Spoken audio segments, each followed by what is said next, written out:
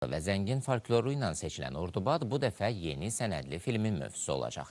Cənnətin İqamətgahı adlı ekran əsərində şəhərin maddi və qeyri-maddi mədəni irsi, əsrlərdən gələn dəyərləri və təbii gözəllikləri vahid bədii konsepsiyada təqdim ediləcək. Layihənin məqsədi bu zəngin irsi müasir ekran dili ilə daha geniş auditoriya çatdırmaqdır.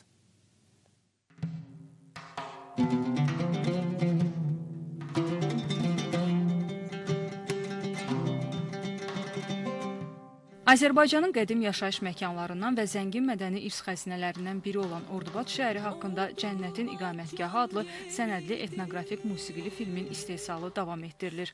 Mədəniyyət Nazirliyinin təşkilatçılığı, İSESCO-nun tərəfdaşlığı və Real Təhlil İnformasiya Mərkəzinin informasiya dəstəyinin həyata keçirilən layihə Ordubadın tarixi, etnoqrafiyası, memarlıq irsi və mədəniyyət nümunələrini vahid ekran əsərində birləşdirir. Çəkilişlər klassik sənədli kino çərçivəsini aşaraq tarix, etnoqrafiya və musiqini eyni dramaturji xətt üzərində qurur.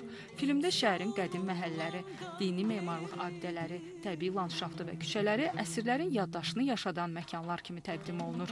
Layihənin ssenari müəllifi və quruluşçu rejissoru Kamran Qasımov, bəstəkarı isə xalq artisti Siyavuş Kərim idi.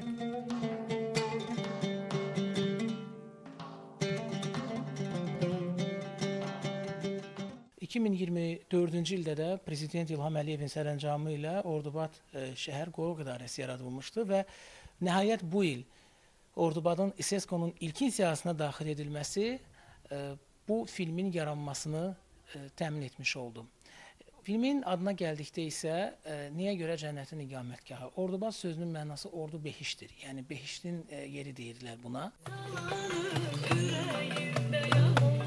Ekran əsərinin bədii hissəsini Ordubad folkloru təşkil edir. Mingis, Ambaras və Sərşəhər kimi yerli bayatı nümunələri filmdə yeni musiqi tərtibatı ilə səslənərək keçmişlə bugün arasında xüsusi bağ yaradır.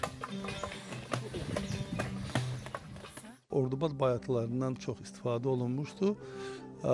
Amma bizə onun musiqiləri bəlli olmadığına görə bu bayatlara yeni musiqili deməli yazıldı.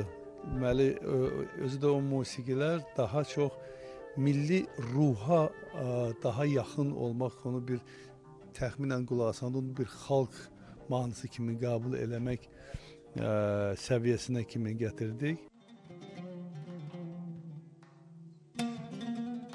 Cənnətin İqamətgahı filminin sentyabrda təqdimatı gözlənilir. Qeyd edək ki, layihə Azərbaycanın zəngin mədəni irsinin beynəlxalq auditoriyaya çatdırılmasına xidmət etməklə yanaşı, Azərbaycan mədəniyyəti 2040 konsepsiyasında müəyyənləşdirilən mədəni irsin rəqəmsal və kreativ transformasiyası hədəflərinin də uğurlu nümunələrindən biri olmağı qarşısına məqsəd qoyur.